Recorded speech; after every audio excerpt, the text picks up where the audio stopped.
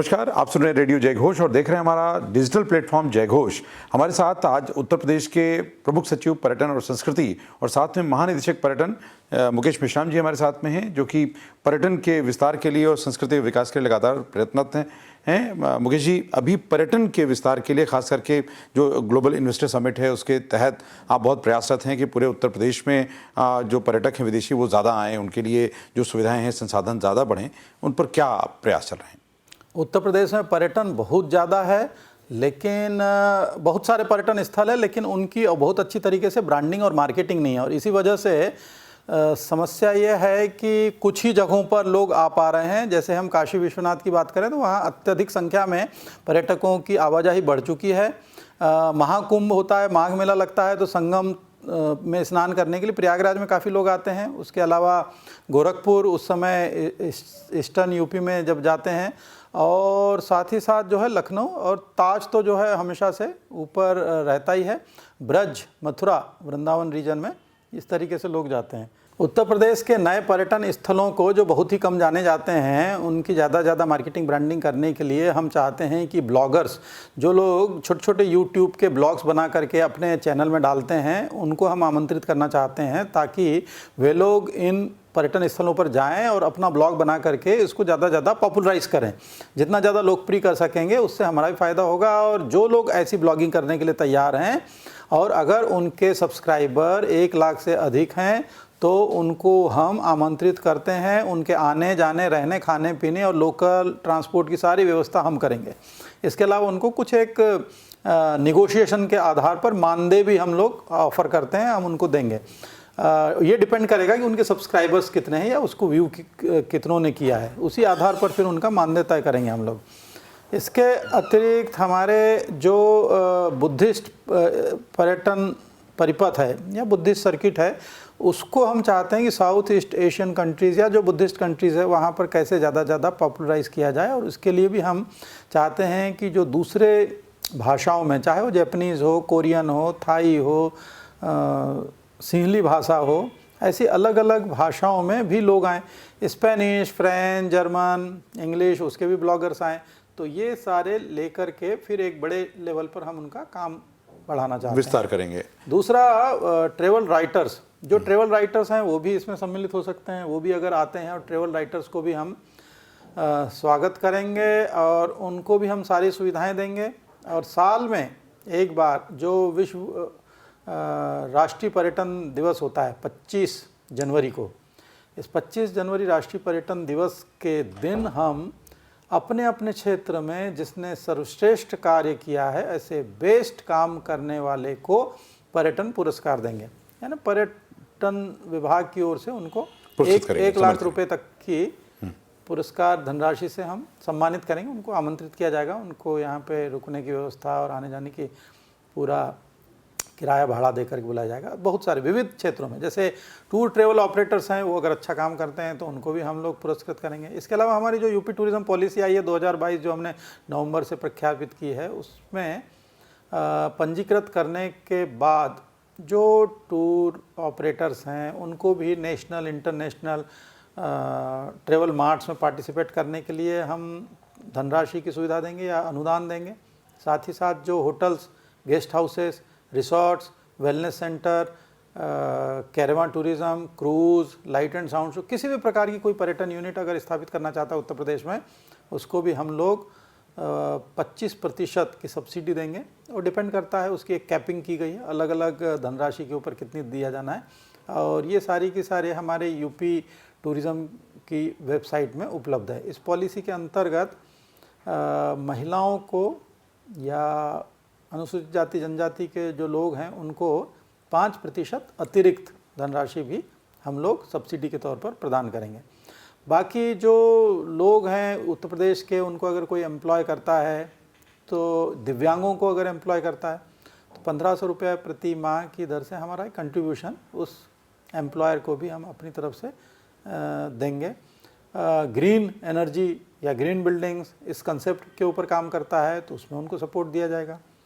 साथ ही साथ ब्रांडिंग, मार्केटिंग में अगर कोई वो आईटी इंटरवेंशन करता है, कुछ सॉफ्टवेयर डेवलप करता है, कोई मोबाइल ऐप डेवलप करता है या कोई ऐसा सिस्टम डेवलप करता है, AR VR जैसे होता है, तो उसके लिए भी हम लोग ऑगमेंटेड रियलिटी जिसे हम कहते हैं, तो उसमें भी हम लोगों का सपोर्ट होगा। तो कुल मिलाकर ये है कि उत्तर प्रदेश को कैसे हम अच्छी तरीके से बड़े परिदृश्य में विश्व स्तर पर लेकर जाएं, पर्यटकों को ज़्यादा से ज़्यादा हम यहाँ पे बढ़ावा दें, उनका पूरा ख्याल रखें, उनको सम्मान दें, और इस माध्यम से न केवल हम उत्तर प्रदेश में राजस्व में वृद्धि कर सकते हैं बल्कि रोजगार भी उत्पन्न होंगे। अभी फ़िलहाल हमने बहुत सारे देशों में जहाँ पर हमारी टीमें गई थी ग्लोबल इन्वेस्टर समिट के अंतर्गत, कई शहरों में भारत के विजिट किया बहुत सारी टीमों ने, तो उसके आधार पर लगभग 50,000 करोड़ रुपए के MOU अभी हुए हैं। ये वो इन्वेस्टर्स हैं जो तैयार हैं हमारे यहाँ होटल लगाने में, गेस्ट हाउसेस बनाने में, रिसोर्ट बनाने में, क्योंकि नए और भी बहुत सारे इको टूरिज्म डेस्टिनेशंस आ रहे हैं। 24 बर्ड सेंचुरीज़ के अतिरिक्त Amangarh wild life sanctuary Bijnor में एक स्थापित किया गया है। दूसरा रानीपुर जो टाइगर रिजर्व है और अमानगढ़ टाइगर रिजर्व, ये दोनों बिजनौर का अमानगढ़ टाइगर रिजर्व और रानीपुर टाइगर रिजर्व ये नए तौर पर डेवलप होगा, तो इको टूरिज्म को बढ़ावा मिलेगा। बाकी पहले से हमारे यहाँ पे दुधवा है, किशनपुर है, पीलीभीत है, सोहेलवा है, सोहगी बरवा है, वाटरफॉल्स बहुत हैं। और हमने तो ये भी देखा है कि सोनभद्र में पुरानी केव पेंटिंग्स खूब सारी है। सलखन फॉसिल पार्क है जो 1.4 बिलियन ईयर्स पुराना है ना, इतना पुराना कोई धरती के ऊपर जीवाश्म और इस तरीके के अवशेष प्राप्त होना एक बहुत बड़ी बात है उत्तर प्रदेश के लिए। प्रदर्शित करता है कि विंध्या रीजन जो विंध्याचल का क्षेत्र है कितना प्राचीनतम रहा है। साथ ही साथ वहाँ पर एक अवाडी जगह है जो एक मिनी बीच के तौर पर वहाँ पर है, बहुत अच्छी रेत है, रेत के मैदान है, किनारे बहुत बढ़िया वाटर बॉडी है। Wellness tourism, tribal tourism, agro rural tourism, क्योंकि उत्तर प्रदेश का जो गैंजेटिक प्लेन है, गंगा जी बिजनौर से लेकर बलिया तक सबसे लंबे स्ट्रेच में हमारे प्रदेश में बहती है, और इसके किनारे किनारे बहुत सारे गंगा ग्राम हैं, 27 जनपदों से होकर ये प्रवाहित होती है। तो इसमें घाट हैं, घाटों पर हाट है, कई सारे मंदिर हैं, पिलग्रिमेज होता रहता है। इन सब के लिए क्या सुविधाएं विकसित की जाएं, इसके ऊपर भी हम लोग काम कर रहे हैं, और लगभग सभी जनपदों के लिए प्लान बन चुका है, और उसके ऊपर हम जल्दी जो है प्रोजेक्ट सैंक्शन करके लोगों को हम आकर्षित करेंगे, ताकि सुविधाजनक तरीके से पर्यटन करें लोग, सुविधाजनक तरीके से इन जगहों पर जाएं, और ज़्यादा ज़्यादा संख्या में लोग अपना भ्रमण कर सकें निश्चिंत होकर, सुरक्षा के साथ में, एक अच्छे अनुभव को साथ लेकर के। ये सब हमारी कल्पना। आपने बहुत ब्रॉडर पिक्चर दिखाई है जिसमें कि बहुत से जो निवेशक हैं उनके लिए भी अवसर है, और जो इनोवेटर्स हैं, जो स्टार्टअप्स हैं, जो तमाम तरह के ब्लॉगर्स और राइटर्स हैं, उस सब के लिए अवसर हैं। साथ में आपने एग्रो टूरिज्म और रूरल टूरिज्म की बात की, इसमें अपार संभावनाएं हैं, क्योंकि उत्तर प्रदेश में बहुत तरह के ऐसे परिवेश हैं, ग्रामीण क्षेत्रों में उनकी कहानियाँ हैं, संस्कृति से जुड़े हुए परिवेश हैं, तो उनसे जुड़ने का उसके लिए नीति में क्या व्यवस्था है कि ऐसे किसानों की तरफ से या ऐसे समूहों की तरफ से या FPO कोई इनिशिएटिव लेता है तो क्या क्या सहयोग और समर्थन और प्रोत्साहन मिलेगा? बहुत सारे FPOs हैं, बहुत सारे ऐसे किसान हैं जो इंडिविजुअली भी बहुत सारे अपने अपने खेतों में नई किस्में फलों की उगा रहे हैं, फूलों की खेती कर रहे हैं, एक डाइवर्सिफाइड एग्रीकल्चर के प्रैक्टिस में लगे हुए हैं।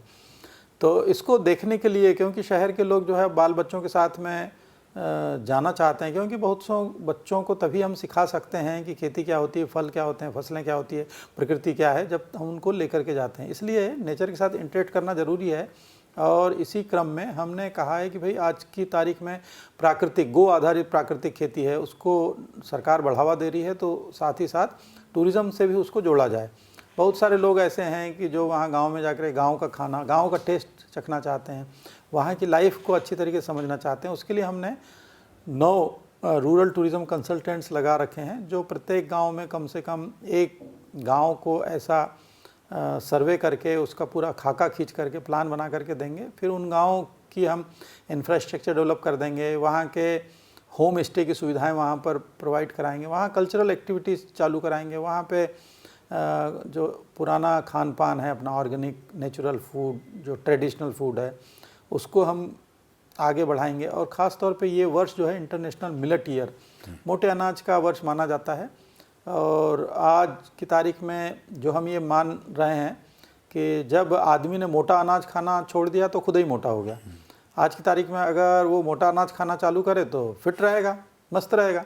तो इसलिए ज़रूरी है कि सावा, कोदो, कुटकी, रागी, मड़ुआ, चौरई, मतलब तरह तरह की जो बहुत सारी ऐसी चीज़ें होती है जिनका अगर वो प्रयोग करें तो इससे फाइबर भी मिलता है, न्यूट्रिशनल वैल्यूज़ भी बहुत अच्छी होती है, विटामिन्स, प्रोटीन्स और वैरायटी की चीज़ें मिलती है, जिसको हम लोग अमूमन जो है त्याज्य कर दिए या उसका हमने उपेक्षित करना चालू किया।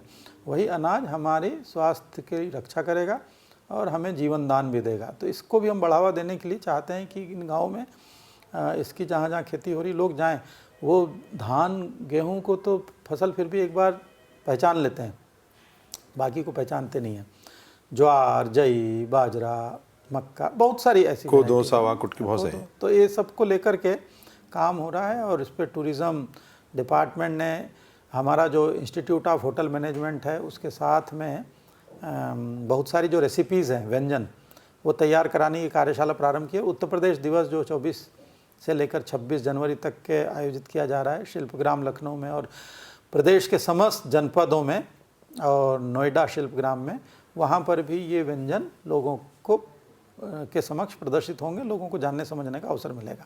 आपने आवास और आहार और उसके साथ में पर्यटन और संस्कृति एक चूँकि मिली हुई है और धर्म भी उससे जुड़ा हुआ है और चूँकि ये सारे विषय आपके हैं और आपने इसको जोड़ा भी है, तो अभी जो अपने पर्यटन केंद्र हैं, जो राही पर्यटक आवास हैं या अलग अलग जो होटल्स बने हुए हैं पर्यटन विभाग के, क्या वहाँ पर भी इस तरह के कोई उत्सव किए जाएंगे ताकि सबका एक समावेश भी हो सके और उसका प्रदर्शन भी हो सके, ऐसी कोई कार्ययोजना?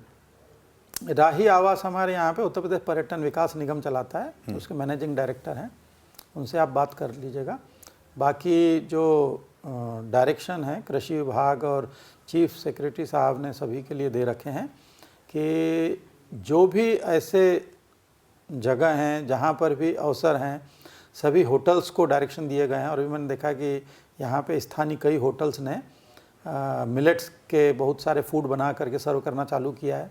इनसे हम लोगों ने रिक्वेस्ट की है कि प्रत्येक दिन अलग से उसको डिस्प्ले भी करें और लोगों को उसके फ़ायदे भी समझाए जाएं और वो सर्व किए जाएं, तो इसकी पॉपुलैरिटी बढ़ेगी, इसकी लोकप्रियता बढ़ाने के लिए। और हम रिवाइव करेंगे बहुत सारी ऐसी चीज़ों को जो लगभग भूलते जा रहे हैं लोग।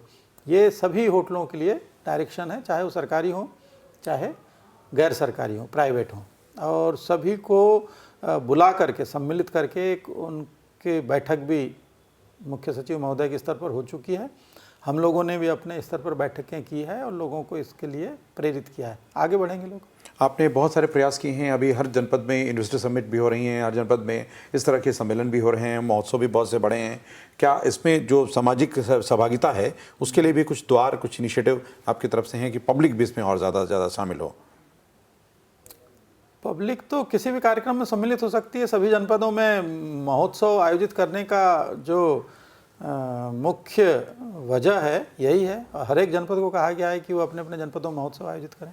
आपसे वार्ता के लिए बहुत बहुत धन्यवाद। आपका समय बहुत महत्वपूर्ण है और व्यस्त है, क्योंकि इस समय ग्लोबल इन्वेस्टर समिट के दौरान आपका दायित्व है उसमें सबका आह्वान करना, सबको सम्मिलित करना। आपको अनंत शुभकामनाएं इस कार्य के लिए और आप यूं ही सुनते रहें रेडियो जय घोष, और आपके द्वारा जो तमाम तरह के अवसर दिए गए हैं उनका भी आप सदुपयोग करें और हमें पसंद करें, आके लाइक करें, शेयर करें, सब्सक्राइब करें और रेडियो का हमारा मोबाइल ऐप ज़रूर डाउनलोड कर लें। और आपके सजेशन हैं, फीडबैक हैं तो हमारे इसमें कमेंट बॉक्स में और हमारे मोबाइल ऐप पर भी आप दे सकते हैं। आप सबका बहुत बहुत धन्यवाद सुनने के लिए और पर्यटन के प्रयासों से जुड़ने के लिए, और संस्कृति के तमाम आयाम हैं उनसे भी आप जुड़ें, उसका हिस्सा बनें। नमस्कार।